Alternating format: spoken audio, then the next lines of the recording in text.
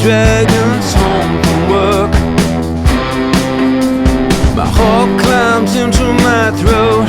Will he be my dad or be berserk? So I click off Scooby-Doo and make sure the kitchen's clean just right.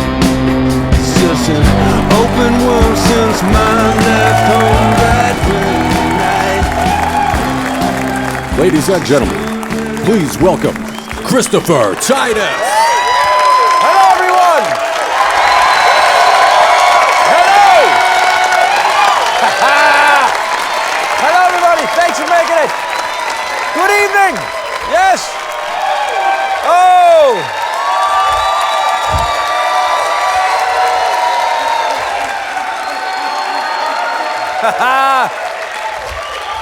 Oh. The set looks like this because a lot of my trauma happened in the San Fernando Valley. I'm not the first person to say that either. Thank you for coming to the show. I want you guys to know, first of all, this is the darkest show I've ever written. I want you to know that up front. I am not bragging, I am warning you. There's a couple of bits in this show that will cause what I call hate clapping. You'll be like, that's well written, but goddamn. And I didn't realize I had to do the preamble until I went to Scotland. I did the Fringe Festival in Scotland. It's called the Fringe Festival. Be on the edge, man. I take the show to Scotland. I would do it every night. The Scots would laugh, and every night someone would go, Jesus Christ. Jesus Christ. And I remember thinking, Mel Gibson is disappointed in all you people right now.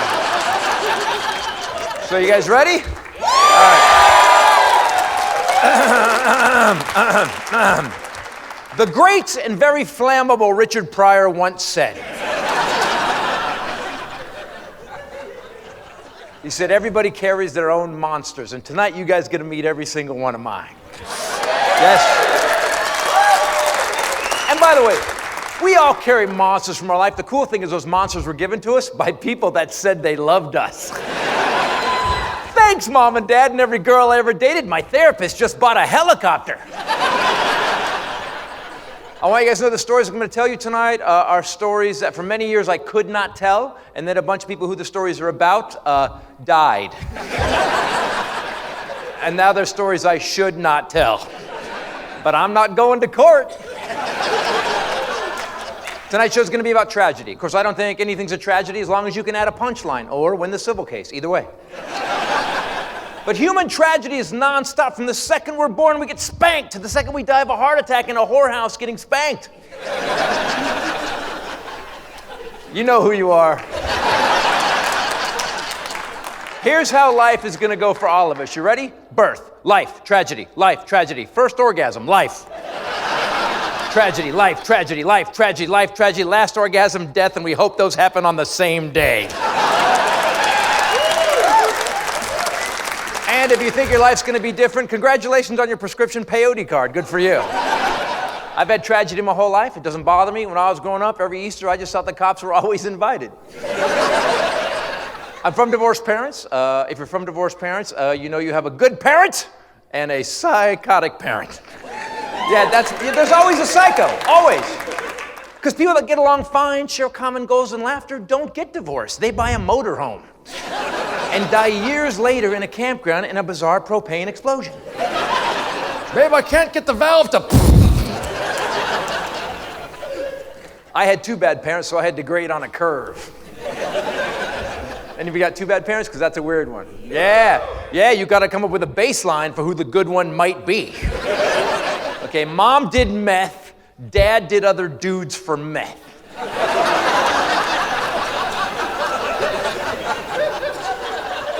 Now, that's not my family. I'm just trying to make anybody who drove in from Riverside feel comfortable.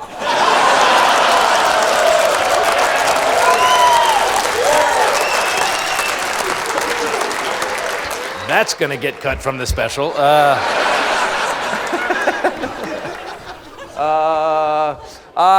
My mom, I hope a lot of you have good mothers. My mother, how would I describe my mom? Moms are amazing. My mom, oh God, what would I say? Diabolical Joker level supervillain, pretty much. Manic depressive schizophrenic, 185 IQ, spoke 4 languages, played concert piano, and shot and killed her third husband. She was a Renaissance woman. But when you're a kid, you don't know you have bad parents. They're just your parents. I remember when I was little walking around just like, how come there's no other kids are playing Hot Wheels with me at the Whiskey River Saloon at midnight? Why? I used to go to bars with my mom when I was little, when I was 4. I mean, I didn't go with her, she took me. I was like, yo, Mom, I'm 4, it's 10:30, where's the party up in this piece? What are we doing? I need to get my apple juice swerve on, can we go? Mom took me to bars with her because babysitters cost 3 drinks an hour. And she needed that 4th Harvey Wallbanger, goddammit. Which, by the way, is an old drink name I've been hearing my whole life, Harvey Wallbanger. I didn't figure out what it meant till I wrote this show. Harvey Wallbanger means you drink it and you bang off the walls. I don't think we should name drinks after what they do. Can I get a Harvey Wallbanger? She's gonna have a puke in my car later. Now, Mom and I were living here in North Hollywood at the time. North Hollywood, as you guys know, is a lot like Hollywood, except there's no money, mansions, or actors. A lot of Latinos live there. You could call it Hola-wood. And ironically, like Hollywood, there's a lot of Oscars.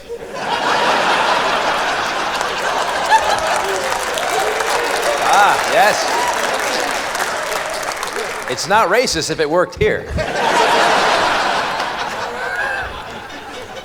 And she would take me to these crappy cinder block bars that dot the San Fernando Valley. You guys in the bars, like these bars are all around with no windows to keep out the light and the hope. People drinking from 10:30 in the morning, just praying to God their lottery ticket hits so they can afford that stolen tourist replacement liver from Venezuela. And I'm in a bar, I'm 4 years old, and nobody cared because my mom was super hot. So, my future uncles, that's the California screwed up that I love so much. My future uncles overlooked it. And these guys would be hitting on my mom, and to keep me distracted, they would just give me Coca-Colas one after the other. Because it's easy to control a toddler at midnight when it's in a sugar coma. They would also pack the Cokes with bar cherries. Bar cherries. Have bar cherries as a kid? Wasn't that awesome? Yeah. Yeah. That is not fruit! Bar cherries were invented in a lab at Dow Chemical. That's where they came. There is no fruit the color of a horny baboon's ass. It has never happened. With that red dye number 11 that it caused tumors in cinder block. There should be a class action suit for those who had to eat bar cherries as a kid. Hi, did you have a lot of bar cherries as a child? To this day, do you crap fuchsia? Do you see dragons when you sleep? Well, you could be entitled to compensation. Call the Bar Cherry hotline at 1-800-CAMP Lejeune. Yeah, I watch TV too, yeah. So we're in the bar one night. There was a band in the corner. It wasn't really a band. It was a guy with an electric guitar, a guy with a snare drum, a guy with a tambourine, and a guy with a tambourine. And the tambourine battles were epic.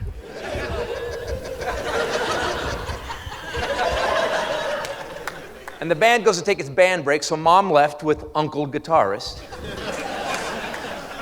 to have a naked meeting in his office or Pontiac Firebird. Now, and I'm a little kid and I see an empty drum kit. I'm like, I'm gonna work on that solo from my Alvin and the Chipmunks album.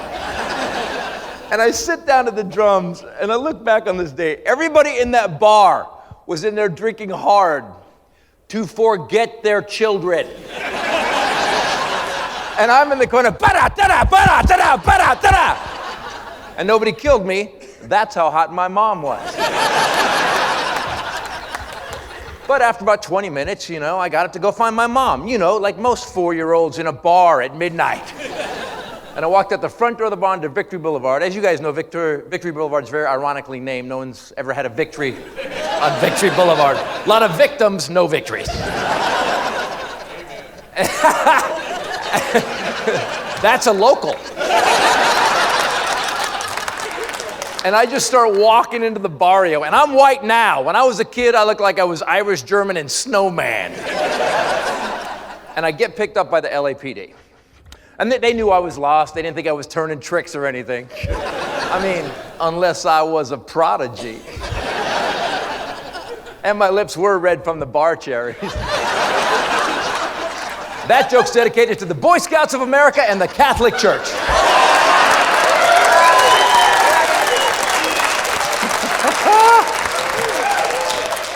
the cops are freaked. They're like, what are you doing out here? Why do you smell like vodka? I go, that's what's in a Harvey Wallbanger. And they put me in the back of the car and we start looking for Mom. We come around the block like 4 times. Mom is standing in front of the bar, panicked, because she knows damn well if she loses her little boy, that child support stops. And you could tell she was upset because her blouse was all misbuttoned. And the cops get me out of the car and just start yelling at her. Excuse me, ma'am, is this your son? He's a little boy walking the streets at midnight. What is wrong with you? You should be nowhere near a child. Now take him back inside. And get him some bar cherries and martini olives so he has his fruits and vegetables. And they gave me back to her. And Mom was pissed. Cops drive away and she goes, what did I tell you? When I see police, I'm supposed to run. Right! Or what if they say, is your mommy an alcoholic? I say, no, she's just sad. And has an inner ear issue.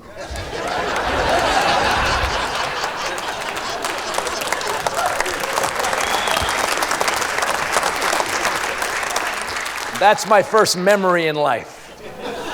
It's all right. I've made a lot of money off this shit. It's okay. Don't worry. And I look back on that, I always wonder, what would have happened had the cops taken me from her in that moment? I think I'd still be standing here. I'd just be doing brutal jokes about my foster parents. You can't stop being who you are. Here's the problem with this show and why it's my 10th one. These stories, I didn't know how, I have no normal stories. I have weird stories. You ever notice? I have just weird stories. Here's one about me getting kidnapped. Yeah, how do I segue to that? How do I set you guys up for that one? So after the bar incident, Mom realized she was mentally ill, she had an alcohol problem, was trying to raise a little boy, and she needed to change her life overnight. So she took that little boy and got rid of him. She sent him to Detroit to live with his great-grandparents. And people always ask me, Titus, you say you're a California boy, but you don't have a California attitude, you don't talk like a Californian, you talk too fast, you're kind of angry, why? And I always say, first rule of Detroit Kindergarten Fight Club is you don't talk about Detroit Kindergarten Fight Club. Second rule of Detroit Kindergarten Fight Club is I'm a little teapot, short and stout. You got a fucking problem? What?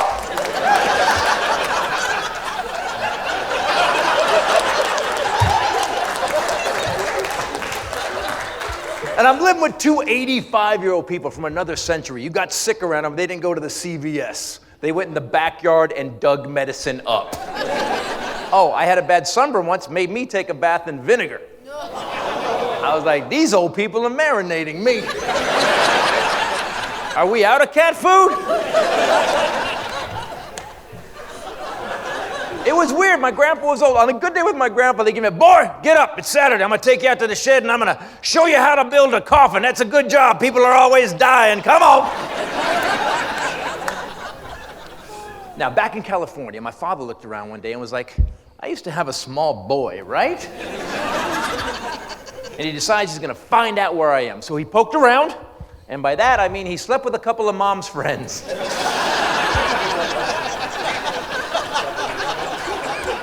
It means 2 things. And he decides he's gonna go kidnap his son because he hadn't thought it through. Next day I was on the plane to Detroit and he's drinking like it's a superpower, just pounding alcohol, loudly working out his kidnapping caper to the dude next to him, who he does not know at all because he hadn't thought it through. He's like, yeah, I'm gonna go get my kid. Those old people try to stop me, I'm gonna beat their ass. This is gonna happen. I'm sorry, I've been talking the whole flight, I apologize. What do you do for a living? And the man says, I'm the Detroit Metro District Attorney. Could I get another Harvey Wallbanger, please? But thank God horrible ex-wives are not rare, because this man was going through a divorce, and she was messing with his kids. So, instead of arresting my father when the plane landed in Detroit, from this point of the flight forward, this man gave my dad a seminar on how to legally kidnap a child. Yep. He was the Tony Robbins of child abduction. First, you gotta believe in yourself and trust the duct tape. So plane lands, my dad drives to my grandparents' house, knocks on the door, and I'm a little boy. I haven't seen my dad in about a year and a half. I think I was like 5. And my grandfather opens the door, and I see my dad. I'm like, Daddy, I just hugged his legs. He's like, oh my God, my son. Why do you smell like vinegar? Help me. And he tells my grandparents, I haven't seen Chris in a while. I'd like to take him out and buy him a toy. And you got to remember, I'm living with 2 85-year-old people. We had toys. We had a plow and a cotton gin. I was so happy I was going to get a toy that was built after the Whiskey Rebellion. But my mother had lied to my grandparents about my father, because that's all divorce is about, lying to everybody, get him on your side. So my grandfather just snaps on my dad. You son of a bitch, you haven't paid a dime for this boy. You stop paying for him, maybe you can see him. Till then, get the hell away from my house. Besides, we got coffins to build, goddammit.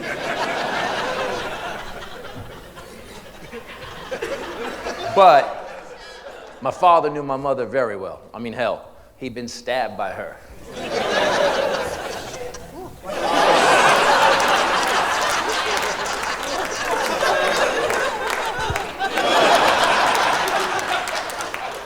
This came up when I was about 18 years old. I'm hanging out with my dad up in Northern California. All this divorce is way over. I'm 18. And out of the blue, he's like, yeah, your mom stabbed me a couple times.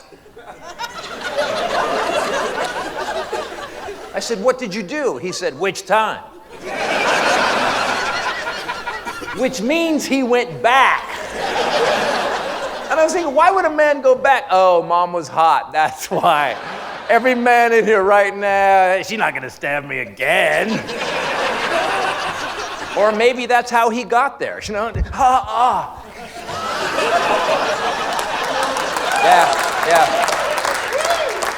I had to think of that, now you do. There you go.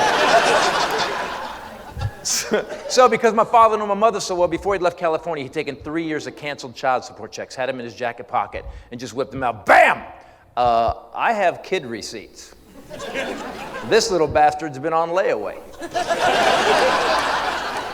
So I get to go get a toy. We hop in the car. We start hauling ass across Detroit. And I'm a kid. I'm like, toy store. Dad's like, shut up. We'll get your toy at the airport gift shop. Yeah, the airport gift shop.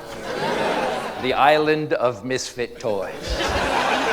Any father in here that's ever bought your child a present from the airport gift shop? Please get divorced and let a real man raise that child. You piece of shit. Oh, I got a toy. It was a Grover, but it had razor-sharp aluminum airplane wings and a United logo. Now, this is the first year of the 747s, and at that time in history, all stewardesses wore vagina skirts. It was amazing. Oh, I had an awakening at 5 years old. Like, Daddy, can she be our new mommy? I'm working on it, kid. So the DA told my dad, here's what you do. Get the kid on the plane, lock him down, then you run out to the terminal, because they used to let you do that. He said, go to a payphone, Google that. Then,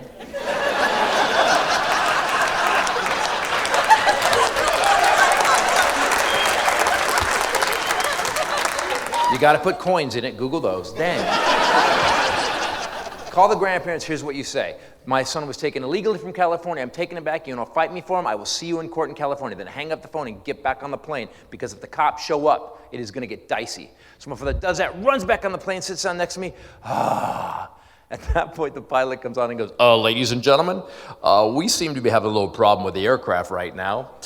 For myself and everyone here at Pan Am. It was a long time ago, people. A long time. I look like this because I moisturize. It was a long time ago.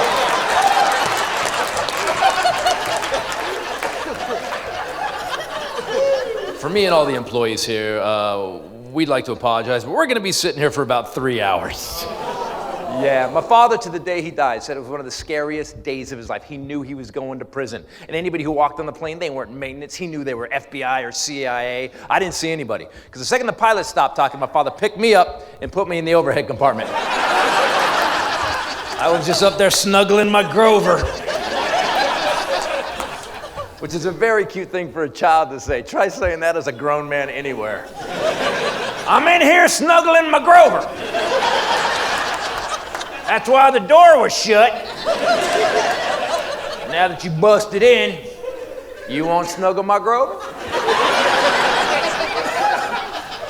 I don't know what it means either. So we make it back to California. The plane lands, and I get to meet my dad's new wife. He was on his second wife. He had 6, by the way. And they have already had a new baby, my sister Shannon, who I met for the first time, and she had a kid from her first marriage, Troy, who was a year younger than me, and he had a couple of weeks of problems, because I came back with a Detroit attitude. Yeah, every morning I'd be like, who said you could have some Captain fucking Crunch? I'm sorry, you want me to build you a coffin? What? What?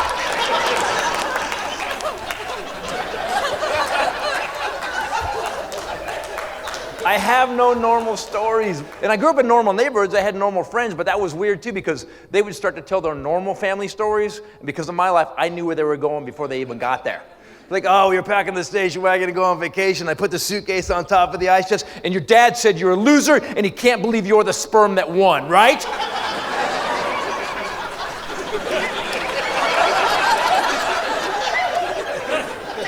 No. He said, why don't you take the suitcase off the ice chest so you have access to your mom's homemade roast beef sandwiches and apple wedges?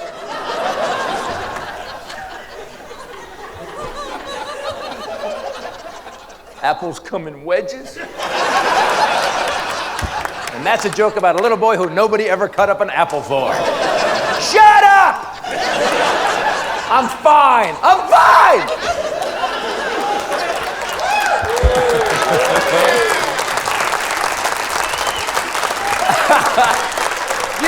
You just didn't mess with my dad's ice chest, man. My father was a traveling salesman, drove all around California, Central Valley specifically, sold fiberglass equipment. Always had an ice chest in the car to, as he said, keep his road beer fresh.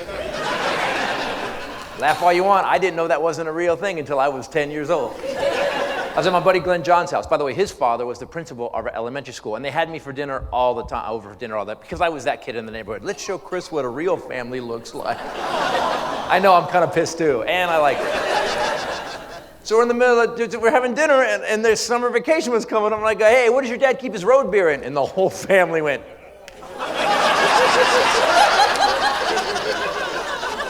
Chris, do we need to find you some foster parents? Wouldn't make a damn bit of difference. You didn't mess with my dad's ice chest. He always, I do not remember a day in my life where he did not have an ice chest in the back of the car, and he always bought the styrofoam ones, the worst ones. They still make them, right? Why? We've invented better material. We have carbon fiber now. I mean, you don't want to build a submarine out of that, but an ice chest?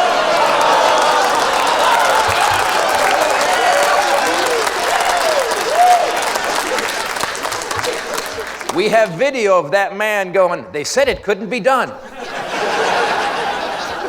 What was going through his mind? His submarine, hey-oh! Shut up, I'm sorry. Nah. He deserves everything. I'm sorry, I get pissed if I have a weird Uber ride. You're gonna charge me $250 grand and implode me? 0 stars.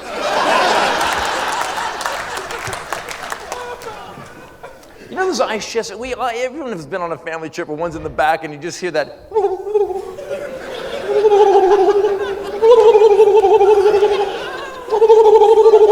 That high-pitched whine that would make Vikings sterile. Oh my God. And my father was already on the ragged edge all the time, but 100 miles into a family trip with. We're behind him, my brother and I. It was like being in a werewolf movie. This is what it looked like.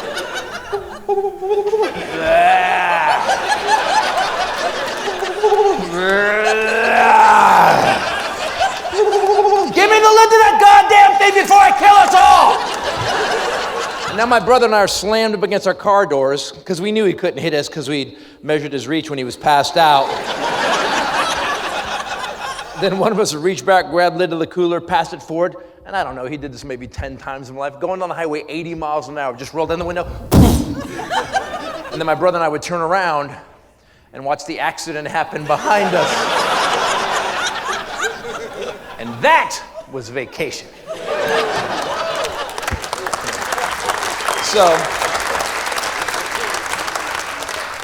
So anyway, after my father kidnapped me, see how messed up that sentence is?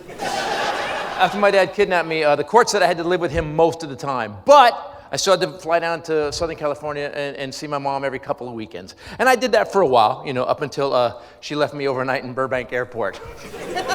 I know it sounds bad. Because it's fucking bad!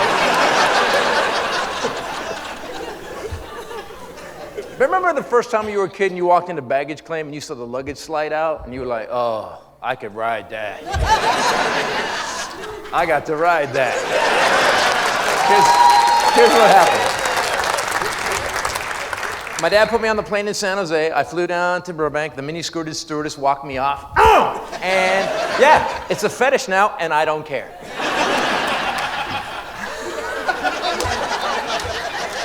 And it's like 9 o'clock at night, and I'm 6, and nobody's there to pick me up. And it was the 70s, so this stewardess was antsy. She's like, I gotta go sleep with someone like your father. We gotta go. So she left, but before she did, she just handed me to the Burbank baggage crew. She's like, here's a 6-year-old, he's not tagged.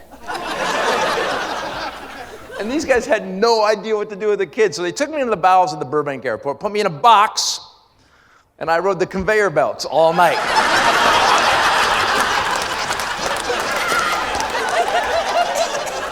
Kept coming out on Carousel 3, the Widowmaker. Woo! That crazy psycho mom doesn't show up, I'm having a blast! So after that, the court said I had to live with my dad full time because the airport refused to adopt me. Living with my father was interesting. He was a single father in the 70s. This is pre-AIDS, so he was busy. And partly responsible for AIDS. I think he would consider himself a field researcher.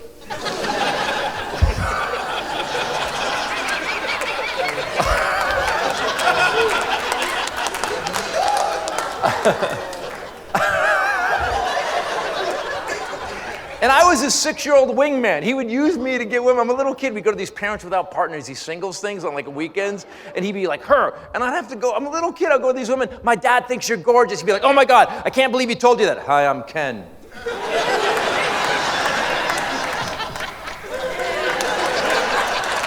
You got any time to snuggle my Grover? You can tell I've never picked up a woman.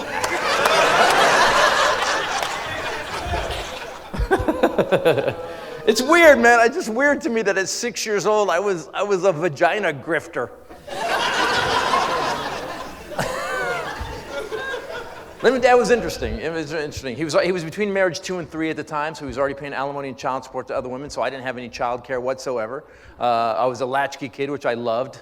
Latchkey kids are my favorite people in the world. Yeah. Because we're independent. Yeah. Being a latchkey kid was awesome. The freedom you had as a latchkey kid. Get out of school at 2:30. My God, dad didn't get home till 7 o'clock because if you were a latchkey kid, you could start a small crime family in that time. If you were a latchkey kid, you could burn the house down as long as you got it rebuilt by 7 o'clock. Dad'd come in, smells like smoke in here. I had a mesquite burrito. And redid the flooring. I just feel bad for every kid today, man. Every kid today is tracked by their cell phone, or their parents have injected their neck with an RFID chip like a pet Yorkie. Dude, what's that thing behind you? It's my mom's drone. Hi, Mom. How did they protect us latchkey kids? They gave us a single raw house key, hanging off an unbreakable Converse tennis shoestring. Yep, nobody's gonna get this off of me. The house is totally safe. I'm an 11-year-old ninja. So I live with Dad. I didn't see my mom between the ages of like 6 and 11 because she was in and out of mental institutions, you know. And so my dad filled the missing mother department with these amazing women he was banging. And then after he married those women, these other women he was banging, and that's why he has 6 divorces. And then when I was 11, out of the blue, my mom just calls, and she goes, hey, I'm out of the mental institution. I'm doing great. I'm on new medication. I've had great therapy. I haven't seen Chris in a very long time. Do you mind if I take him on a 2-week trip to Idaho over the summer? And since my dad hadn't heard from the FBI in about 27 months, that almost sounds like a joke, doesn't it? Well. My mom was a manic depressive schizophrenic. She heard voices, and you can ask any of our family and friends of hers. She told everybody that she worked for the FBI and or the CIA. And one day, the FBI showed up. And not for a peer review. They were like, ma'am, you don't work for the FBI. Mom was like, I got it, I don't work for the FBI.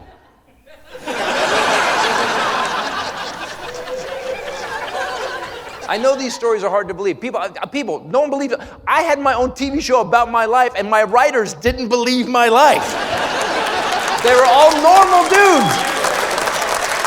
And I was the head writer, and I'd come in and go, hey, this happened, let's do stories about this. And these guys would go, this is bullshit. So when I was 25, my mom wrote me a letter. And she wrote me this letter on a serial killer typewriter. It dropped all the S's and N's about that far. And it was weirdly spaced, and just 7 lines, and here's what it said. Chris, everything's going well, got a new job, can't talk about it, because they're listening.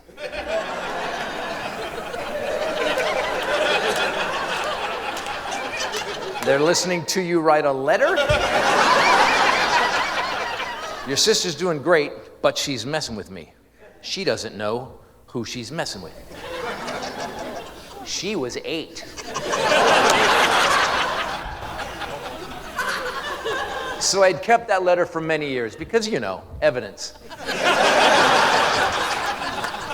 And then I got the TV show, and these guys kept questioning these stories, so I dug the letter out, and I stuck it to the writer's room wall at the Titus show. And anytime someone would go, come on, man, that didn't happen like that, I go, come here. Read it! Out loud to the group, please. Are we all back on the same page now? Good. Now you, sit down and be funny. And that's why I no longer have a television show. So my father agrees to let his only son cross state lines with a certified mental patient. What could go wrong in this story? So she picked me up in Northern California. At the time, she had a 1972 Chevy Caprice Classic. It's a big car. Yeah, car was massive. Car was built on the frame of a motorhome. You opened the glove box, it became a queen bed. Car had a Murphy glove box. And we start driving towards Idaho. We drive all day, you know, we slept at rest stops at night where nobody ever gets murdered. Mom called it camping. So every night my sister and I'd gather around the cigarette lighter and tell ghost stories. And if we wanted to be terrified, we'd just talk about our parents.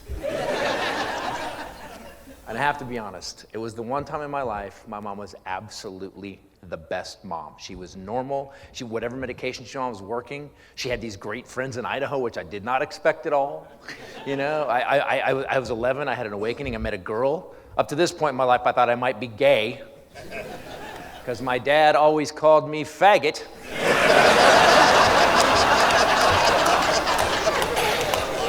I didn't care if I was gay, I was just glad my tiny manhood had finally picked a side. Too much information in that sentence, isn't it?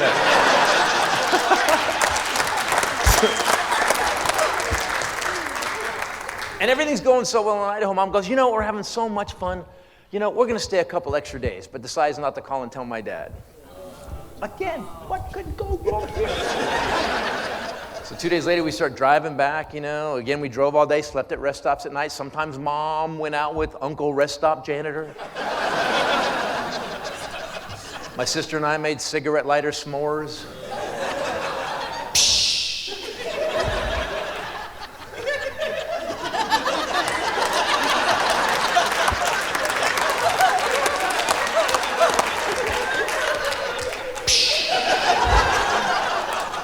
Takes about 4 hours, by the way, to make a s'more with a cigarette lighter.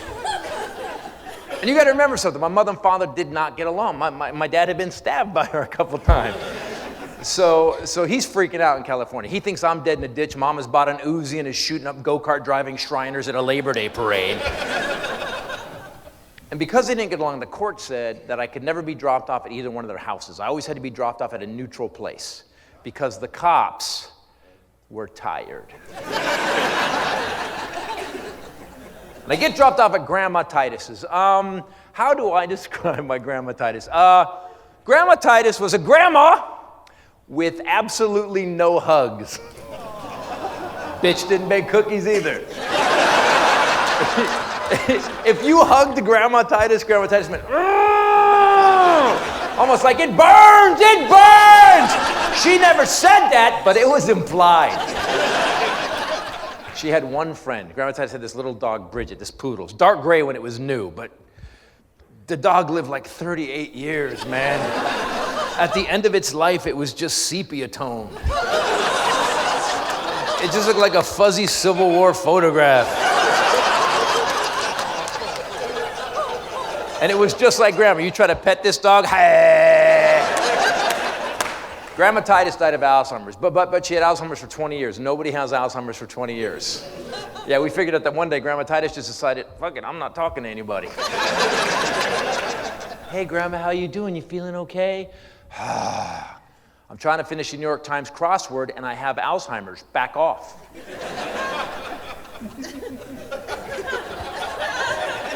You seem kind of lucid, Grandma. Mumble, mumble, blah, blah, blah. Who are you? Better?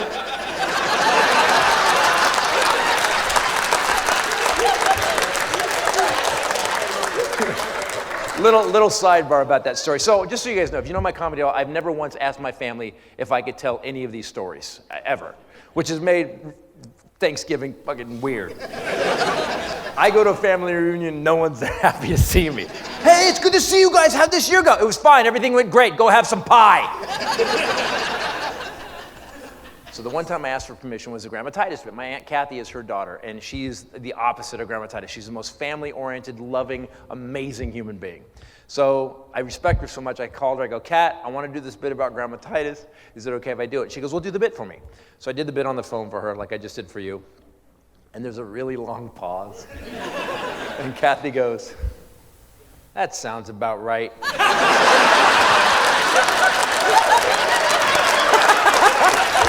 That's her daughter, man!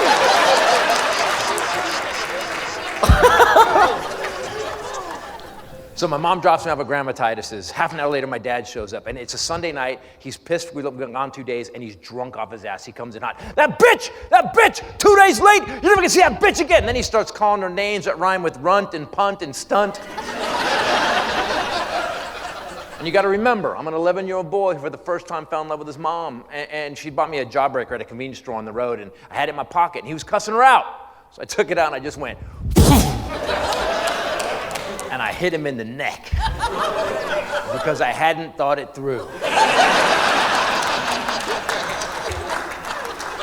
And it was Return of the Werewolf, man. He said, hey. Now, I'm 6'2", my father was 6'4", bigger man than me, just bigger, and he only did this once in my life. I'll never forget it. He was so drunk and so pissed, I've never seen him move so fast. He did this drunken master ninja leap across the room, snatched me by both ankles with one hand, held me upside down, and beat me like I was meat in a Rocky movie. Grandma continued to watch Hee-Haw.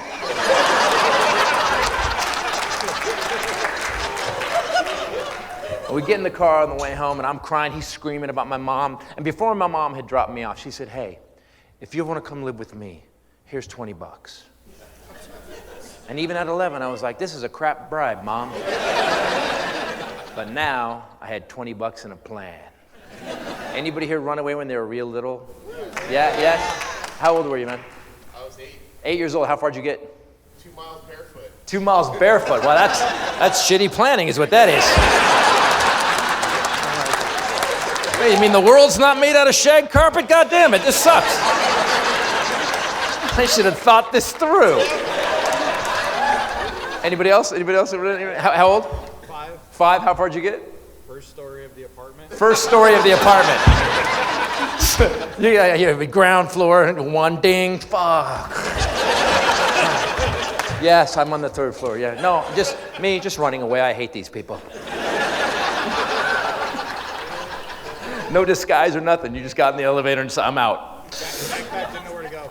Didn't know where to go. That's the plan. Anyone else? One more? Anybody? How old? 12. 12. You didn't run away. You went out to become a hooker. At 12, you left. You left home. You're done. That's moving out. Anybody run away really young? Like really, how old? 10. How far did you get? 11 miles. That's good. What did you have, like an odometer? All right, I'm at 11 miles, I think. As the crow flies, I'm at 11 miles. I've possibly made a mistake here. I asked this because it cracks me up. Oh, by the way, I asked this because what is it about little kids? What human beings in general? We're living in a house, we've got food and shelter, and just we're like, you know what? Fuck this place, I'm out, man. Nope, clean your room, eat your vegetables. How about blow me, Mom? How about that? You know what? I'm gonna get an action figure and a peanut butter cookie, and I'm gonna go live my life. And then you make it to the elevator. Oh.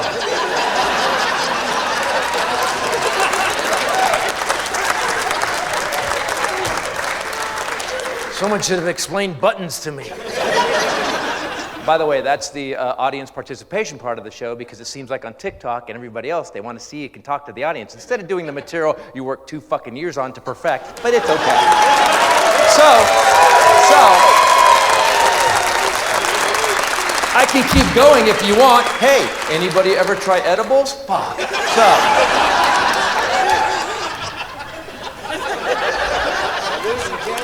My manager right now is going, oh, we're gonna cut that. We're cutting that. No, we are not. So I wake up, the next day was the first day of 8th grade, and I woke up and I had $20 and a plan, man. I got up, got dressed ready for school, because I'm stealthy, went to the bus stop, and I let all the kids get on the bus, and the bus driver was like, you getting on? Nope.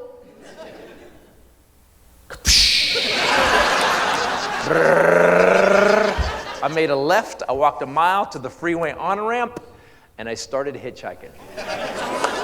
And I got picked up by this flaming gay guy in an orange Chevy Chevette with flowered seat covers. I will never forget this man. Pulled up on the on-ramp, flung open the door. Well, there's the fetus on the freeway. What are you doing here?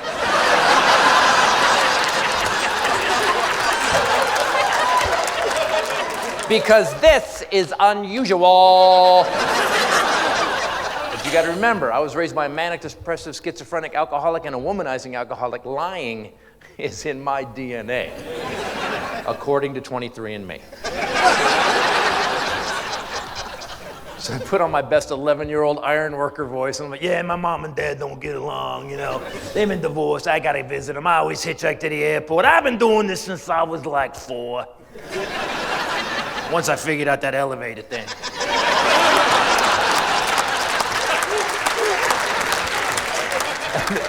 And this guy was like, that story sounds totally plausible. Get in this car. So I get in the car.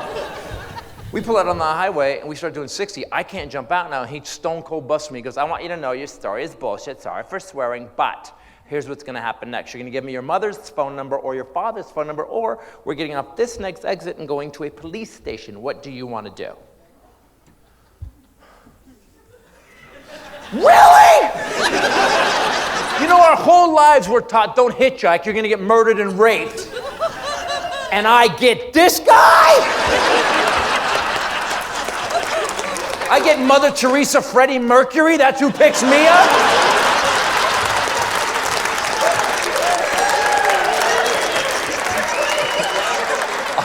I'll never forget this. I will never forget this man. So I told him what was going on, told him my dad did. The dude drove me all the way to San Jose Airport, got out of the car, went into the airport with me. You want to go to the gift shop? No, I'm good, thank you. But he did buy me a book on Evel Knievel. It was a paperback book. I loved Evel Knievel growing up. Yes, because he was like my dad, except my dad, jumped women.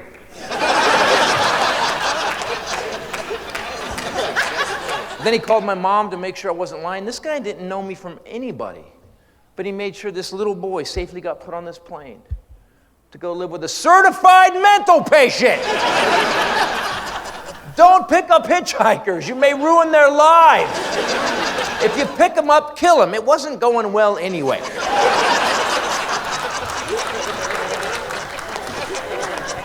So the plane lands at Burbank Airport, and mom's there to pick me up. Hey, 1 out of 2, that's pretty good. And she calls my dad, hey, I've got him, he's safe. I'm lying. That's not what people do in divorce. I remember standing outside the airport. She's on a payphone holding my hand. I own the little bastard now, slam!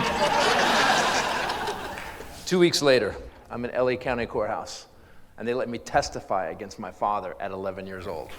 Yeah, they don't let kids do that anymore because therapists were raking it in for decades later. I'll never forget it, man. I'm sitting in the witness box. Mom had 2 weeks to work on me. Judge was right there. My father was right there. And I lied. I lied. He beats me all the time. He sets me on fire, then he stomps me out, then he sets me back on fire again. He helps me with my homework, but he erases the right answers and he puts wrong answers. And if you could have looked at my dad while I was testifying, he totally looked like a dude that would do it, too.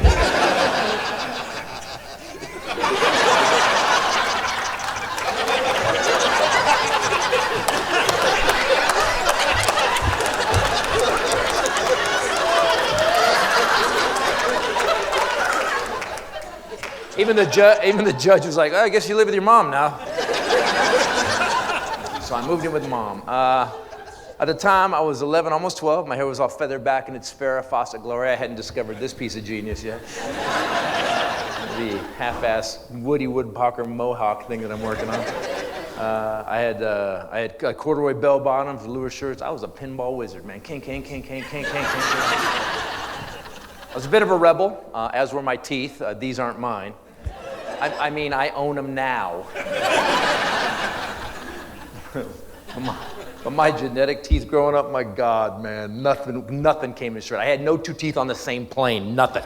Everything was just like, when I smiled as a little kid, my mouth looked like a bunch of people trying to escape a nightclub fire.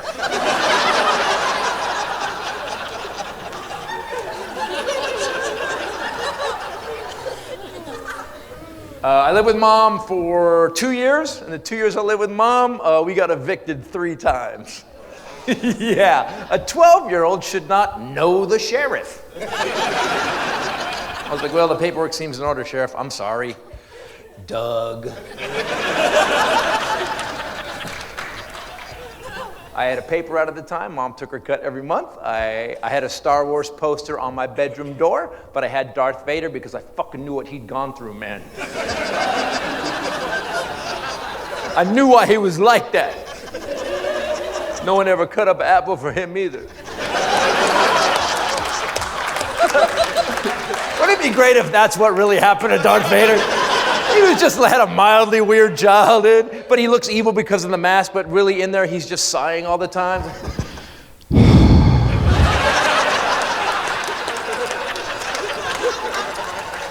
If only someone had chopped up a Honeycrisp for me, I would not need to destroy the galaxy.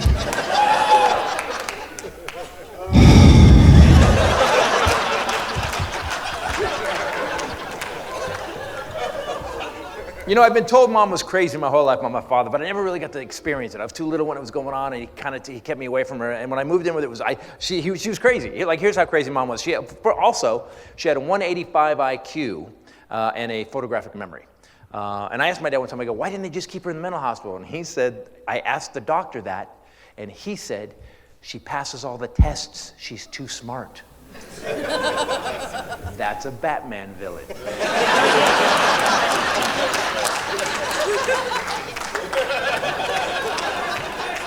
All right, I've lived with her. She got this job. She got this job working for a pharmaceutical company. I could stop there, couldn't I? And she got fired because she had memorized the pharmaceutical book that they had and had started giving doctors advice on what to prescribe their patients. So if anybody lost somebody in the early 80s, I am really sorry. She also do weird stuff. My sister and I lived with her, and we'd watch TV at night, just the 3 of us, and she'd be drinking a 20-ounce beer in the house with a bag over it. Mom, is this homeless practice? Do I need a Sheriff Doug update? What's going on? I have 2 sisters, by the way. I have a sister from mom's second marriage, and I have a sister from dad's second marriage. So I have 2 half-sisters. So I have 1 complete sister. And I don't know if life is nature or nurture, but I'll tell you this. My sister Shannon was raised by her mom and my dad. They were split up, but her mom was a registered nurse. And say a little about my dad. That man paid the bills. He was responsible. Shannon went to Columbia University, graduated top of her class, married the valedictorian, lives in Sweden. Her last job, she ran a women's health program for a chunk of Africa. Yeah. Don't clap! She's better than me, and I'm tired of hearing about it. I got it. She's Jesus. I tell jokes to drunk people. I got it. She's actually pretty awesome. Then you got my sister Kirsten, who was raised by my mom, a manic, depressive, schizophrenic, alcoholic, and her father, who when they split up when he was 35, and he started dating 16-year-old girls. That's the only right answer, isn't it? What a douchebag. You know you're a douchebag when the California custody system awards custody of your tiny daughter to the violent, manic, depressive, schizophrenic. Even the judge was like, sir, I believe the voices in her head are going to raise this kid better than you. So about a year and a half and live with mom. Out of the blue, my dad calls. And he says, I haven't seen Chris in a year and a half. Would you mind sending him up to Northern California for a week? And mom went, sure. And I said, no. This is a hit. I'm gonna die in a very suspicious go-karting accident. But I went and saw him. It was okay. You know, I spent a week with him. It was pretty cool. You know, on Saturday, he took me to an amusement park, and we just drove around the perimeter. He was like, open that window. Yeah, hear that laughter and joy those kids are having? That's what you get when you don't testify against your father in court. You lied about me in court. You get that, right? I protected you from that crazy bitch your entire life, and you lied about me? Hope your fucking kids do this to you one day. Amazing vacation so far, Dad. Although I do believe my What Did You Do Over the Summer essay is going to be a tad edgy.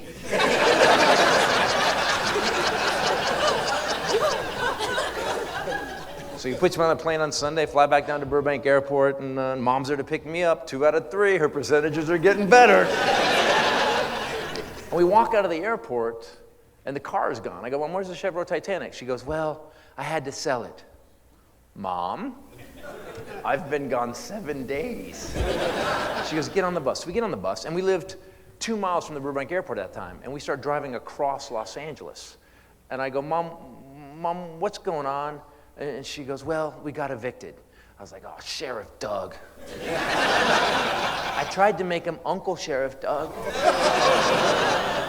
Where do we live now, Mom? She goes, we moved into a friend's garage. Now, I want you to know something. I didn't care about that much, man. I'd been with Mom for a little while now. I knew things were weird, but I was 13, almost 14, and I'd started liking girls a lot. And you can't bring a girl over to your house in that situation. Hey, let's go study at my house. Let's go in the front door.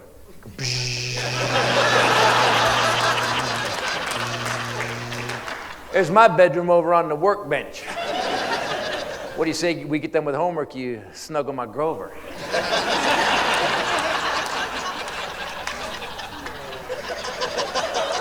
So being a 14-year-old narcissist, I called my dad and was like, Dad, I'm living in the garage. I need to come home and live with you.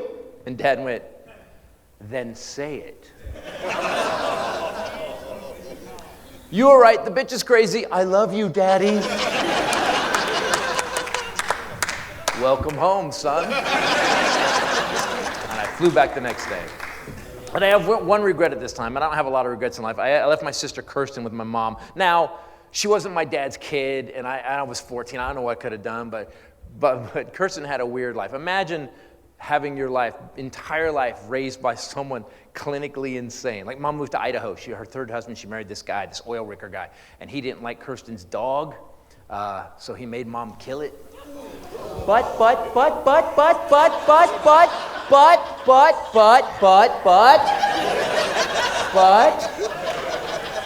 Mom also killed that guy.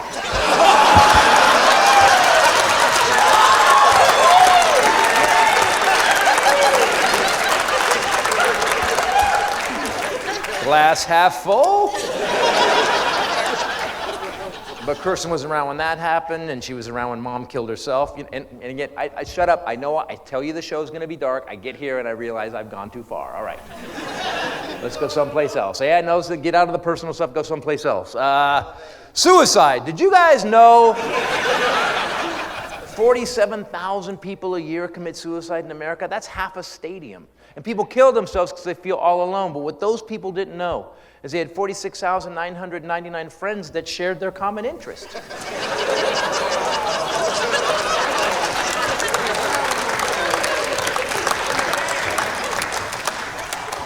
We could stop suicide if we could just get suicidal people to meet. We need a place where suicidal people can hang out. You know, like, ooh, like a theme restaurant. Sadly's. Come on down to Sadly's when you order the I'm a Loser burger and ask for cheese. We refuse to put it on.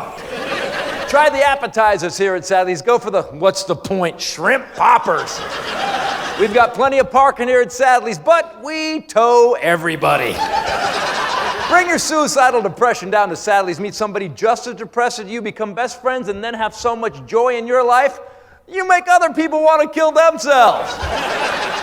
Sadly's, a great place to hang. See? See? Told you. Suicide has always confused me. You know, you think with my life I'd have considered it. Not really. Nah. Kill myself? You kidding me? Kill myself? Kill myself? If I kill myself, how am I going to take my vengeance?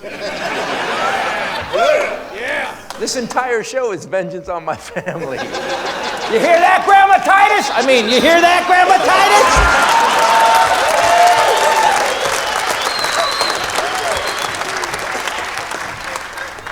Don't get sad, get even. I always do research when I'm writing stuff. I did some research about suicide. You guys know this? This is, by the way, this isn't a joke. This is the saddest statistic I've ever read. You guys know suicide is the second leading cause of death between 14 and 24-year-olds in America? Isn't that horrible? That's the worst thing I've ever heard. Come on, young people. Come on, man. No reason. Don't do this. Come on. 24? My God, come on. There's just so much more to kill yourself about when you hit 40.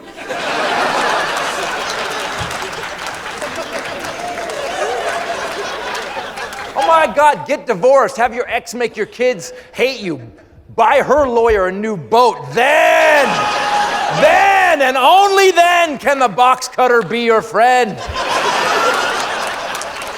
24? You haven't earned suicide. Get off your ass and get depressed like the rest of us. Yeah. Goddamn Generation Z.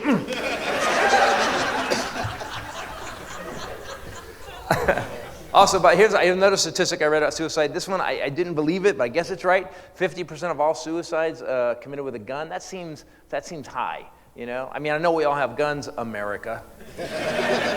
But 50%, some of those have to be like, you know, accidents. Because we have idiots with guns. Guns go off, they're just mislabeled accidents, right? Because I get it. We're out in the world, we all got a gun on our hip. You know, you go shopping, you get home, you're unloading the car, you got 5 bags of groceries and a hot cup of coffee. You know, you get to the front door, you start looking for your keys, bam! God damn it. And then, and they find like, oh my God, he killed himself. He didn't leave a note. There's just a spilled latte. His name is misspelled on the cup. Maybe that's why he did it. It's Greg, not Craig. Damn you, barista.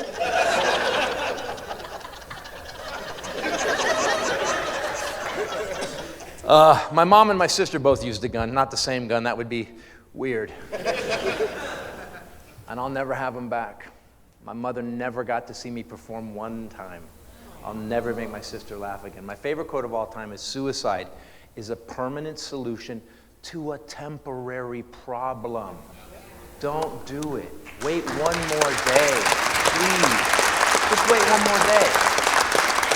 And the sun will come up. Wait one more day. If my sister had just waited one more day, I would have showed up wherever she was on this planet and helped her plan her vengeance. And you think you're alone? I guarantee you're not. There's 5 to 10 people in your life that love you so much. If you called them at your lowest point and told them what was going on, they would show up where you are with baseball bats, ready to jack up whoever hurt you. Wouldn't you? Yeah. She did it because of her boyfriend. Ladies, never, ever, ever kill yourself because of a man. Ever. Yeah. Yes. Penis is free. You just have to walk. It will follow you against your will. But we've all had that bad relationship. You know the one you couldn't get out of? You know the one you'd fight for 3 days and you'd have sex and you think that was making up for whatever reason, you know? And then you were getting physically or emotionally abused and you couldn't leave because you were scared. And so she had that relationship. And they got in a big giant fight and she had enough. She went to his apartment, dug his gun out of his underwear drawer because he's one of those responsible gun owners we hear so much about. She sat at the end of his bed, put the gun in her mouth, and blew her brains all over his headboard. And some tragedies don't have a punchline. And then I thought of one.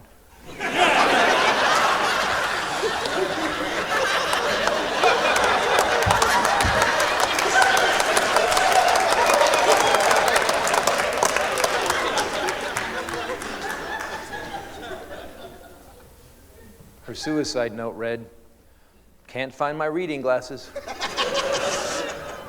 And when they found her, they were on her head.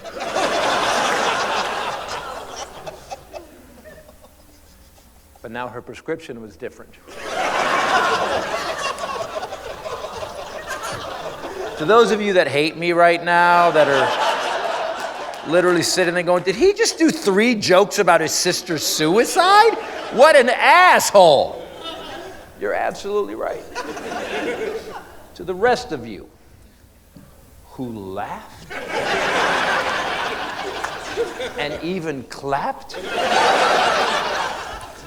we now have to form a cult. Yeah. We got to buy a farmhouse and live together because we're the only douchebags that can tolerate each other. So why did I do that bit like that? Well, my sister Kirsten had all of Mom's brilliance, but she had none of her crazy. She had a weird life, and she was a published poet, and she would have been so pissed if I made her death sappy. She'd have been like, no. I'll make it rhyme, you make it funny. And again, it got weird. I know, it's getting dark, it's getting weird. Let's go someplace better. Sorry, I'll go someplace better than suicide, okay? Divorce. Did you guys know 35% of all marriages end in divorce? Of course, 52% end in a bizarre propane explosion in a campground. 8% end in murder. I'll take divorce every single time. My divorce was brutal. I did not create an X. I created a X-Man supervillain who could destroy my faith in humanity, drain my bank account, and suck out my soul with one phone call. She was seeing 2 other guys while I was on the road doing comedy. And she embezzled $400,000. Yeah, but cheating on me's bad too, right? You money-grubbing whore. I'm kind of with you guys, though. Look, at 10 grand, I'm like, whoa, we need couples counseling. 400 grand? I'm out of here, man. I have standards, obviously based on a decimal point.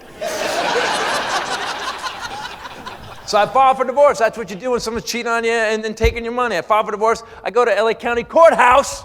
I don't get a chance to say a word. Judge comes to she stands up. Your Honor, this man's been beating me, punched me in the face, banged my head off a coffee table, ripped my hair out, kicked me in the stomach, and threw me down a flight of stairs twice. Now, let's unpack that. That would mean that after I brutally beat her, I then threw her down a flight of stairs, then went down the stairs, picked her ass back up, carried her back up the stairs so I could throw her down the stairs. Seems inefficient to me. And how bad am I at throwing people downstairs? Not a tough one.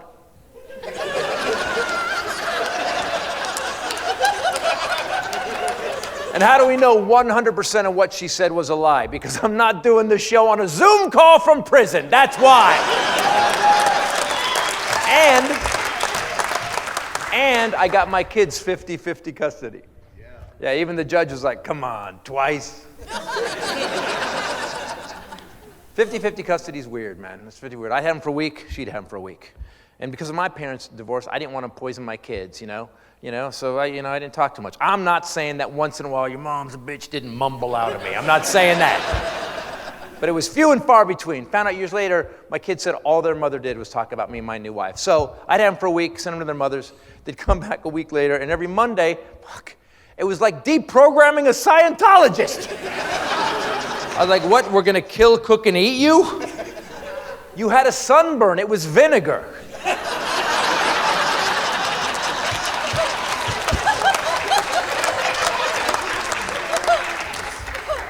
But I did my best. Anybody here go through a bad divorce? Oh, yeah. Yeah? How long did it last, sir? How long? A year and a half, almost 2 years. Your bad divorce lasted a year and a half. Wow, that's fucking adorable. 13 years. In that time, I had 5 different attorneys. And by the way, if you're a family law attorney here tonight, thanks for coming to the show. 5 different judges. 1 bailiff. How weird is that? Same guy the whole 13 years. Every time we get a new judge, he'd be like, I haven't really studied this case. We'll ask him. He's sitting right there. Pete.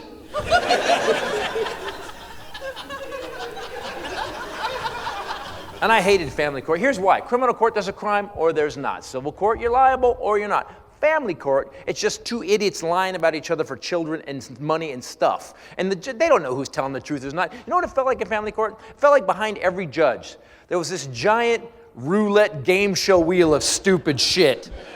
That when he'd spin it and whatever came up, that was the ruling. I'd be like, Your Honor, she actually used all the child support to buy herself a new wardrobe. And on top of that, she's supposed to pay for half of the kid's school. She didn't. I had to cover all of it. She's not following the court orders.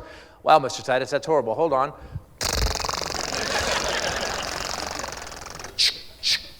Okay, bad news. You can't see your kids for 4 months, and your child support is quadrupled. What? It's not me. It's the wheel. You want to spin again? No. But I did my best for 13 years. And a story I'm going to tell you now happened about 11 and a half years in. I was going to take both my kids out of school on my week to go snowboarding because I believe education is the most important thing except for short lift lines. There's my California people. But I'm still a good dad, and so I'm going to go pick him up at school, my son. And any teachers in here tonight, by the way? Yeah, good. I want you to know, if you're a teacher here tonight, you should be getting paid double what you get paid right now. Right. You know why? You know why? Education is national security. It's economic security. It's weapons security. It's security. Thank you for being teachers. Thank you for being teachers. But as much as we love teachers, I want you to know something. None of us want to go to parent-teacher night. So what I would do is I would do ambush parent-teacher conferences. I would show up at the end of the day to pick him up out of school, and I'd go talk to all his teachers, because that's where you find out who the teachers really are. They've been dealing with 7th and 8th graders all day. They're just in the corner twitching with a red pencil. Like, I could have taken that assistant manager job at Target. At least then I'd have access to school supplies.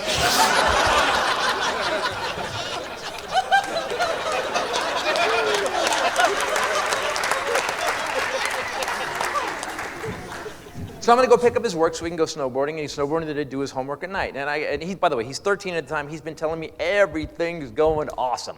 Because, 13-year-old boys, they're so dead on honest. I go to talk to all his teachers. 5 out of 6 teachers. 5 out of 6. Said he lies all the time, won't do anything I tell him, screws up with his buddies, and he's kind of stupid. And I thought, God damn it, genetics. His music teacher was like, he's cool. I was like, I'll give you a brownie if his grades get to go up.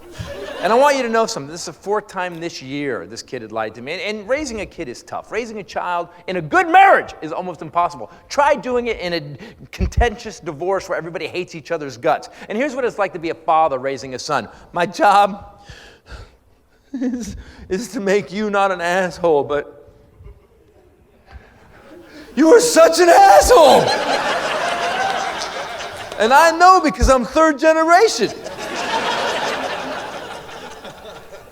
And I don't know what to do, man. You know, this is the fourth time this year's kid lied to me. And I'm walking out to the parking lot, and he's behind me. He knows I'm pissed. And I'm just like, I gotta inspire this kid, man. He needs an inspirational speech, you know, like something like Martin Luther King, you know, or JFK. No, Samuel L. Jackson.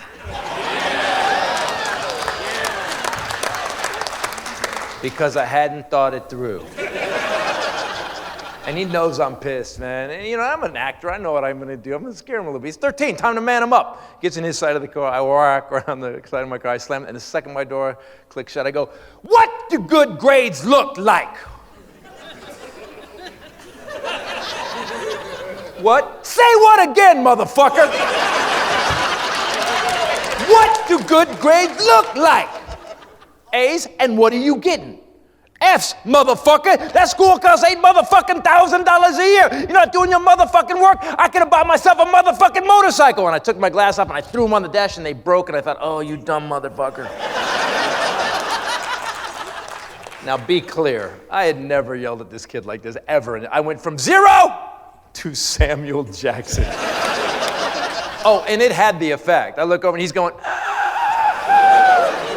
and I thought, uh-oh. Good. And I drove home, and I called my father-in-law to come over and help him get his math caught up because, you know, I can't. And I grounded him, put him in his room, and I was feeling guilty about 9:30 because I scared him. I went in his room at 9:30 and go, hey, I want you to know something. Listen, wake up.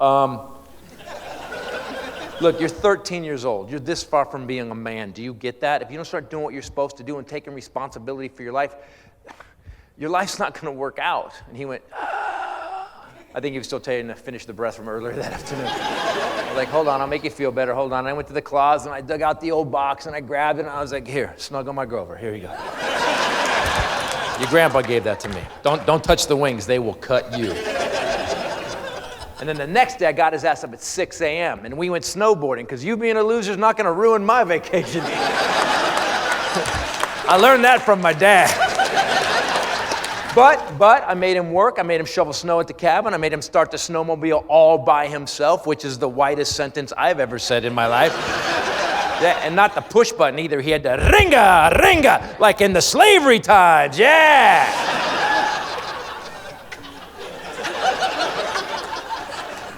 And we had a good week snowboarding. It was fun. We went snowboarding, you know, all week. Came home on Saturday. The next day was Easter Sunday. We went to church because, you know, just in case.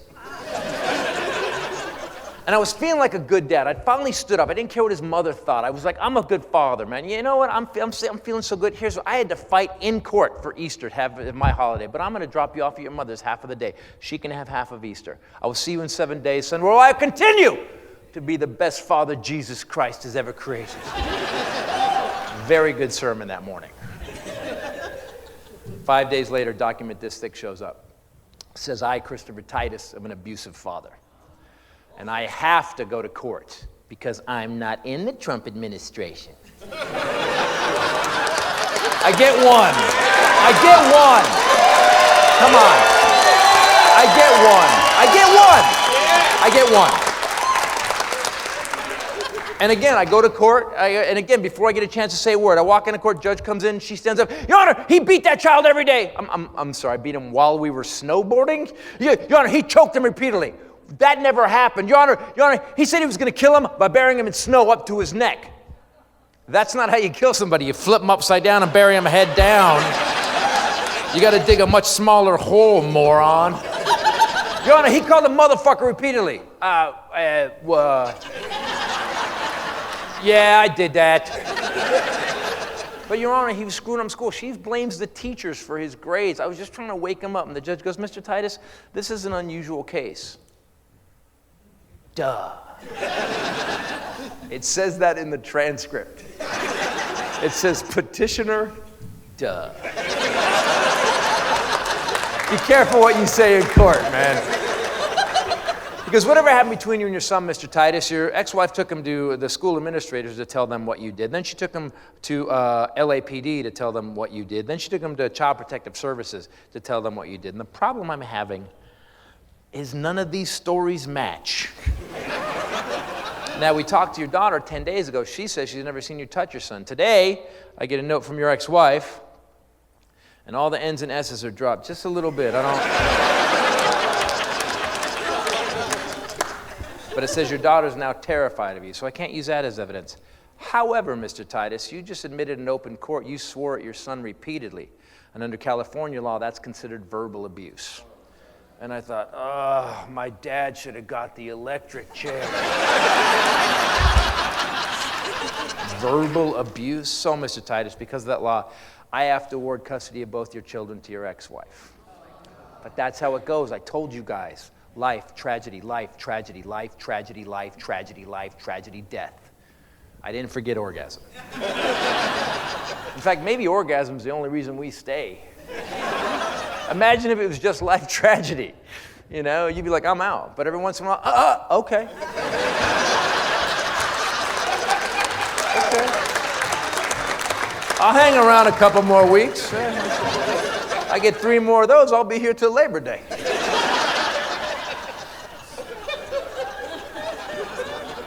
And at this point in the divorce, I want you guys to know I had spent over a decade fighting for these kids, like my dad fought for me.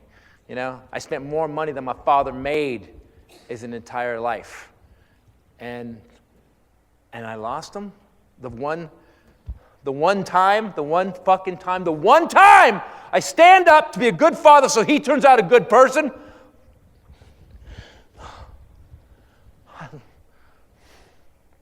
I lost them. So I gave up. I said, okay, Your Honor, if that's your ruling, but I want you to know something. I'm never going to set foot in this courtroom again. So before I go, do you mind if I say something on record? Because I hadn't thought it through.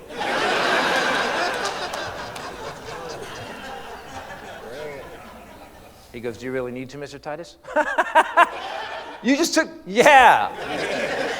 He says, all right, go ahead. I want you to know something. I've raised those kids half the time for over a decade. They're who they are because of me. They do their work because of me. I make them responsible. This woman, I'm sending her thousands of dollars a month. She got the heat turned off in February. How is that possible? On top of that, I flew back and forth across this country doing stand-up, paying all these lawyers, paying all these bills, paying her. And you know what? I've never been late with anything. I've never missed anything. I flew back from Florida at 5:45 in the morning to pick them up at noon, and I've never been late in over a decade. And you know what else? You're a fucking real estate attorney.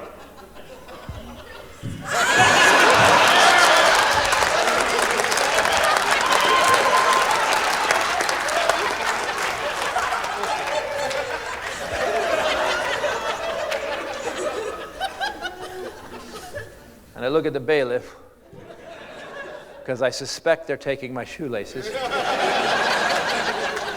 And Pete has his head in his hands like this. And there is a long pause, and the judge goes, are you done? Uh-huh. He says, I understand your frustration, Mr. Titus, but that's my ruling. And I walked out. You know, if you're going through divorce, especially with kids, and it's just contentious and horrible, people forget they're fighting for human beings. People always say to you, hey man, don't worry. One day the kids will grow up. One day they'll get older. They'll know who the good parent was. Just keep being a good parent. They'll know. And that's all I had. And at the time, my son was 13, my daughter was 15. And I thought, you know what I'm going to do? I'm just going to wait 5 years. He'll be 18, she'll be 20. And I'll never have to deal with their mother again. They'll be adults. And I want you guys to know, man, I was broken. I didn't know how to deal with it. And but I also had this other thing where I was like, oh, I get 5 years off.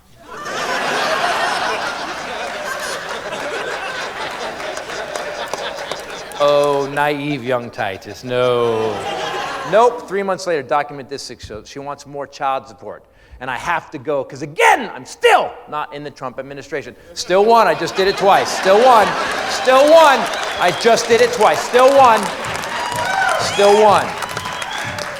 I didn't lie, ironically. And if you didn't get that, it still won.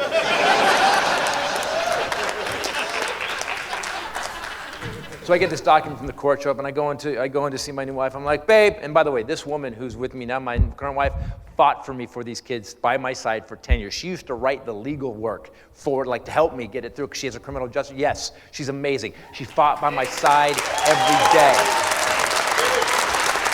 And I go into her, and I go, babe, I just got this. We got to go back to court. My lovely wife, who's the best person I've ever met, looks me right in the eyes and goes, we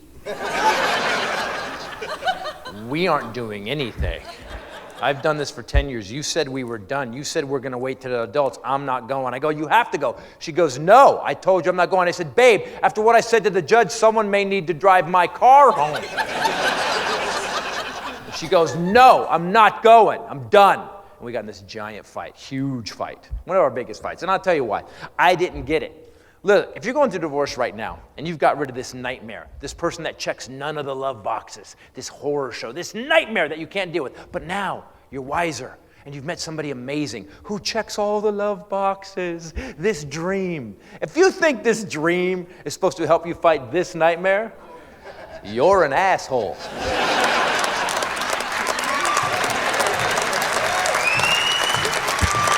And I didn't get it. I didn't get it until this fight. I didn't get it until this fight. She won the fight. I don't like admitting that. She won the fight with 5 words. We're screaming at each other in the bedroom. And she stares me right in the face and she goes, I didn't marry that bitch.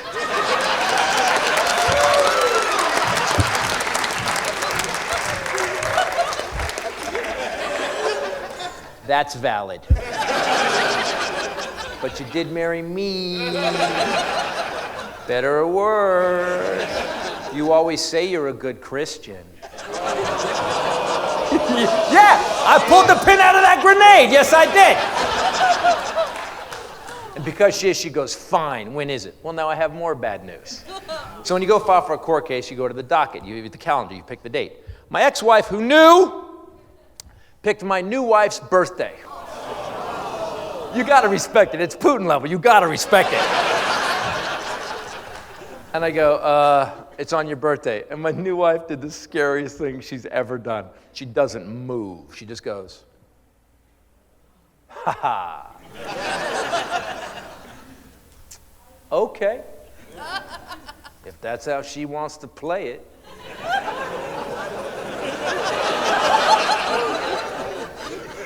So I backed out of the bedroom.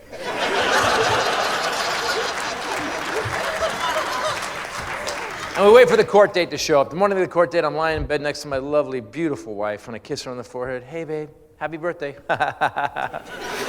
Yeah, she did not laugh at all, even a little bit.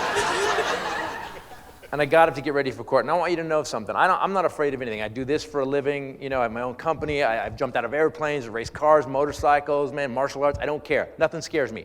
The wheel is stupid in court scared me to death because it cost me so much money and I never knew it was going to happen. So over the 10 years of court, I developed this weird PTSD where I would wake up for court and I would start panicking, anxiety. I would break out into hives and I would start shaking. I looked like Michael J. Fox with a strawberry allergy.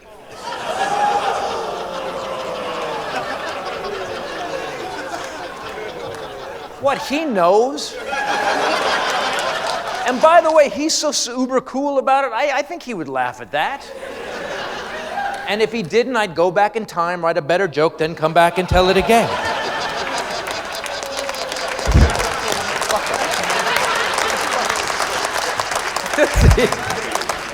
My favorite laugh is the shake your head and clap laugh.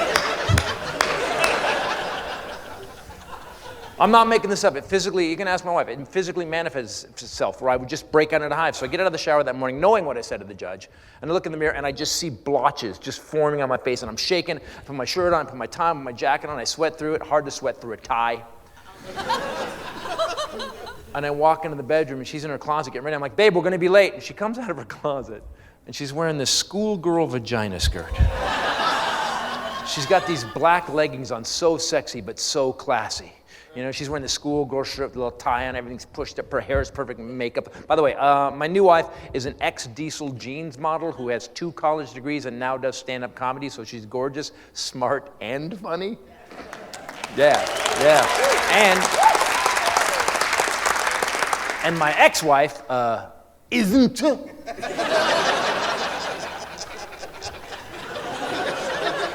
Oh my God, and she was wearing these shoes. My God, the shoes alone snuggled my Grover.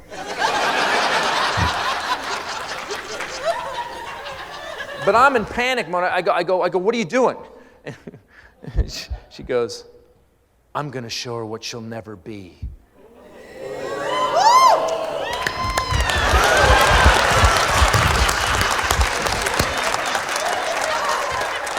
I love you for many things, but your vengeance most of all.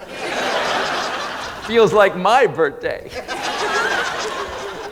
But we gotta go to court, so we drive to the LA County Courthouse, the same court I testified against my father so many years earlier. May the circle be unbroken. And I'm in panic mode, and I walk into the courthouse, I go, babe, I gotta get it together. I gotta go to the bathroom. I gotta go psych myself up. She goes to the women's bathroom. I walk in the men's bathroom. Whoever was in the stall in the men's bathroom heard a crazy man talking to himself. Whoever was in there, this is what they heard. All right, just don't say anything. You're gonna say something. No, you always fucking do. You do this for a living. You don't know when to shut up, man. Just shut up. I'm gonna shut up. No, you won't. Whoever heard me, at one point probably climbed up on the toilet and put their hand on the stall door.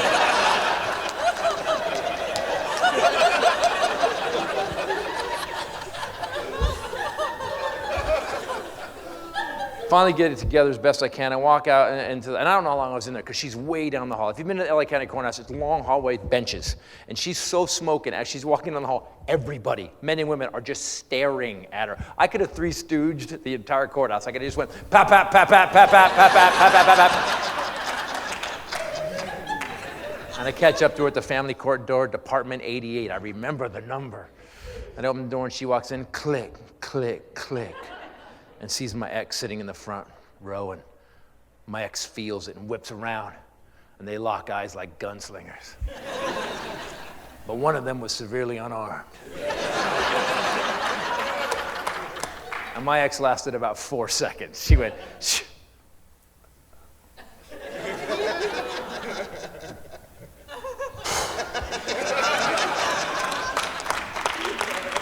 And then my new wife, click, click, click, went and sat down directly behind her and just stared at the back of her head.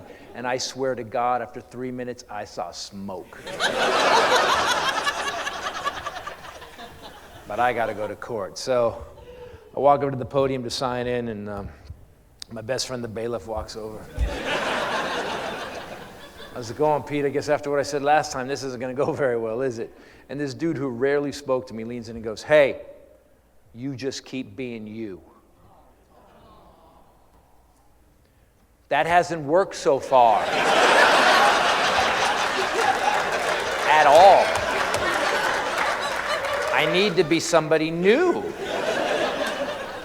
And he sits down. Wait for the judge to show up. Now, court's supposed to start at 9 o'clock. No judge. 9:15, no judge. 9:30, no judge. And I realize, oh, he's telling the SWAT team it's okay to tase me when I won't shut up. 9:45, the chamber doors bang open, and I'm about to puke, man. I'm just like, oh, God, I don't want to see this guy again. I don't want to see this guy again. And I look up, and it's a new judge.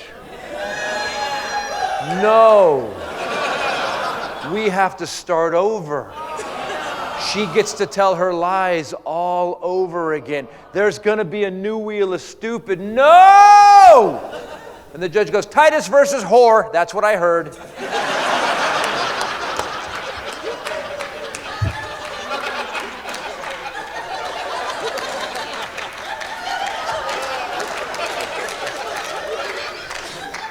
And I walk up and I go, Your Honor. He goes, don't talk, Mr. Titus. Oh, this started perfect. So, Mrs. Titus, you want more child support? I'm looking at the documents you gave me. I have 2 pages of copied taxes here. I want you to know, I can see where it's been altered because I can see the shadow from the whiteout. I can also tell it's been altered because these fonts don't match. On top of that, this number doesn't add up. Are you claiming both kids on your taxes? Because the order says you get one and he gets one. That's a federal crime. But you know what I'm going to do? I'm going to let the IRS deal with that now. The reason I'm late this morning is because I was going over this case. Do you realize you've brought this man here 108 times in 11 years? If you bring him here one more time, I'm going to fine and sanction you. Do you understand? Mr. Titus, do you want to say anything?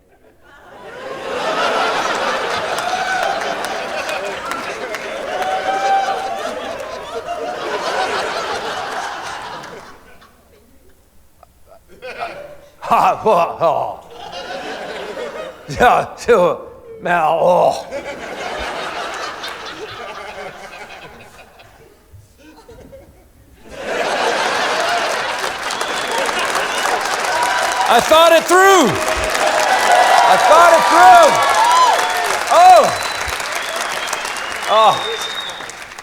And my new wife and I went out and had the best her birthday we'd ever had. It was very expensive. The word Louboutin was bandied about. And I didn't see my kids for 2 years. But that's how it goes. Life, tragedy, life, tragedy, life, tragedy, life, tragedy, death. People get mad at this point. Orgasm. You said there was going to be orgasm. Don't take away the orgasm. You got a couple ways to deal with this life tragedy thing. Number one, people, you got to let go of your tragedies. You have to let them go, man. You have to, man. Did you know why? There's a new one coming. And it's going to be way worse and way more expensive. Also, you got to live between the tragedies, no matter what. That dream you had before the horrible shit happened, get back to it. That's all you get. You get one shot. And this third thing you can do if you want to is get involved in your tragedy. And that's what I decided to do. So, I waited 2 years, and against court orders, I called my son on his 15th birthday, because I'm a genius. They said, hey, you and your sister want to go out to dinner? And they both said, yeah, Dad, that'd be awesome. And I was like, oh, this is a trick. You don't know their mother. Shut up. You don't know this. So I went to the dinner, but I had a camera in my hair and a microphone on my biggest tooth. Hell, just pick a tooth.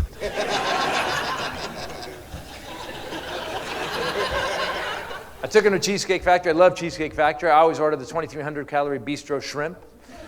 I'm sitting there eating it out of the wheelbarrow they serve it in. And I was enjoying the music, and I realized that's not music, that's Ethiopian children crying.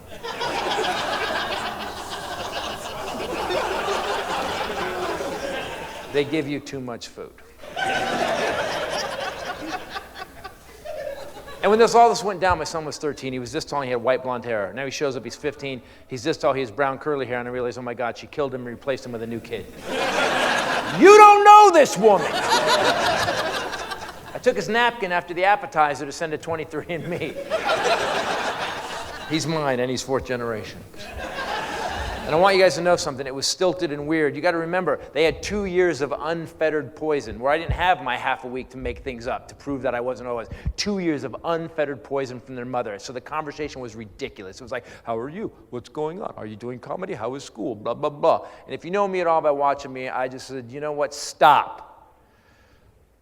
Let's just deal with the reality of this. And I looked at my son and I go, you lied about me in court. You get that? You lied about me to Child Protective Services. There was no reason for that. Your mother dropped the ball all the time. I always picked it up. Tutors, anything you needed, I was there. Everything, all the stuff we did. And you lied about me? You know what? I hope your fucking kids do this to you one day.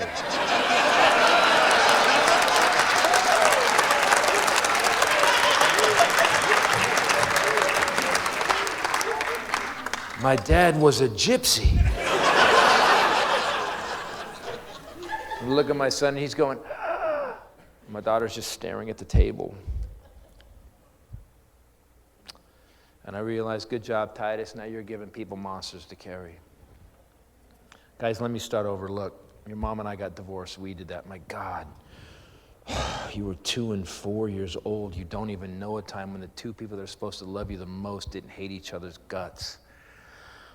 And I want you to know, I know you love your mom. I don't love your mom. A lot. In fact, if you guys have any video of her like falling down some stairs, I'll buy that from you.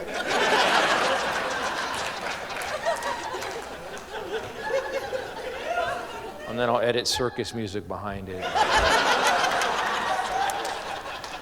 Post it on my Instagram. But I want you guys to know you had nothing to do with this divorce. And if I did anything to make it harder on you, I want you to know I love you and I'm sorry.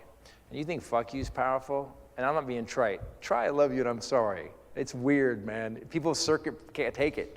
Like, look, this kids, family, whatever. For 7 years, we've been arguing about politics. You've lost friends and relatives because of politics, stupid shit. Next time you see these people, you want that love back in life?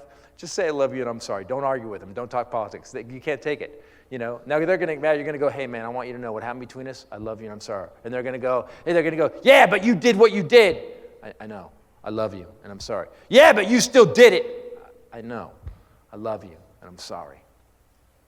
Yeah, but you did it. I know.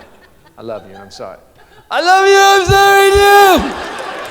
It's stunning, man. People can't take it. It's the best weapon ever. And I said it to my kids, and I meant it. And in like a minute and a half, my daughter became my daughter again. It was crazy. She just starts talking like nothing happened. She goes, hey, tell Dad what you did on Saturday. My son goes, I'm not telling Dad what I did on Saturday. I'm like, what the hell did you do on Saturday? I'm not telling you. She goes, just tell him, dumbass. And I was like, oh, that's my kid.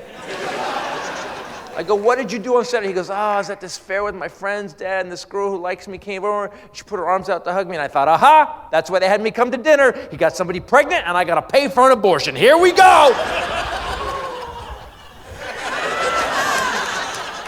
I go, what did you do? He goes, Dad, I just stared her in the face and went, ah. I'm like, oh my God, he's never going to get somebody pregnant now.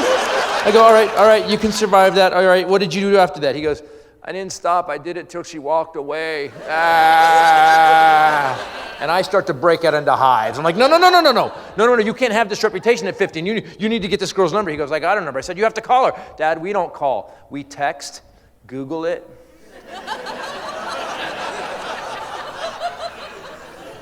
Well, if you don't handle this situation, you're going to be Googling yourself for a long time. He goes, no, man, I'm just going to make it worse. I said, son, you cannot make worse. He goes, no, and he starts to panic. I'm like, hey, calm down. It's okay, calm down. Look, your sister's a songwriter, and I'm a comedian and writer. We'll write you something. Get your phone out. And here's what I told him to send to this girl.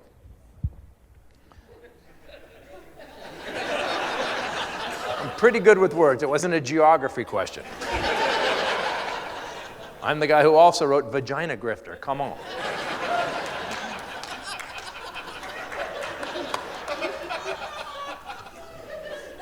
Hey, sorry I was so weird at the fair the other day.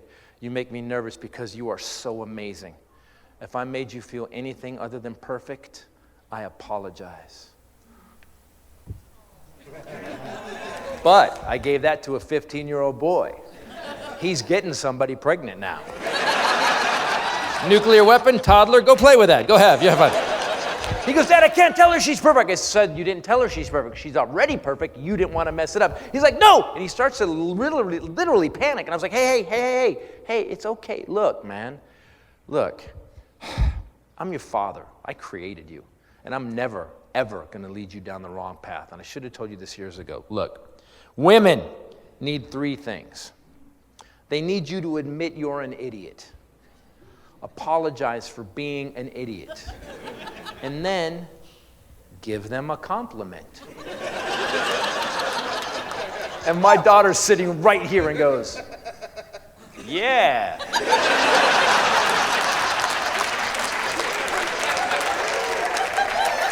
So we type it in his phone, we get it perfect, and my son is so goofy, man. So he mad dogs me and his sister right before he sends it, holds his phone up and goes,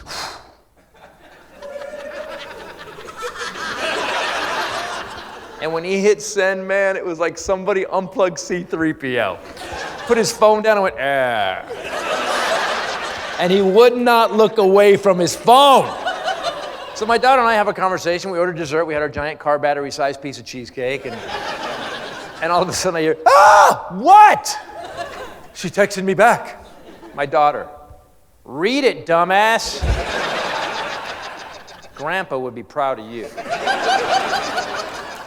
And he picks up his phone and goes, Dad, it says you were fine at the fair, no worries at all. Can't wait to see you again.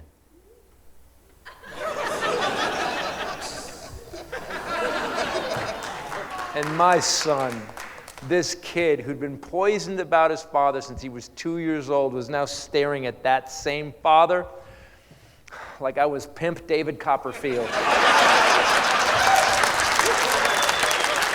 I showed him a magic trick he did not know existed.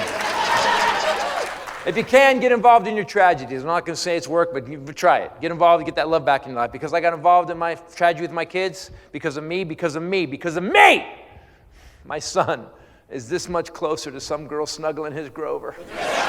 Thank you very much. Good night, everybody. Thank you so much. You guys were amazing tonight. Thank you so for coming down.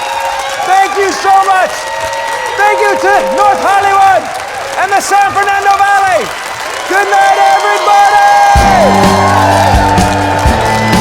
Thank you so much. Peace. Good night, everybody.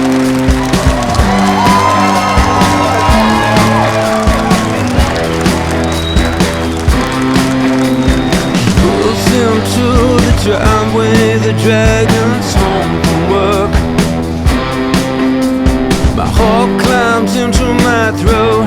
Will he be my dad or be berserk? So I click off Scooby-Doo and make sure the kitchen's clean just right. It's just an open wound since Mom left home that rainy night. Screamed at him, just tell me why you like this. Oh, but the monster he carries won't give him any peace. He was raised like a dagger in a closed fist. No, and you can't see the light in the belly of the beast. Told me to drive his car, drinking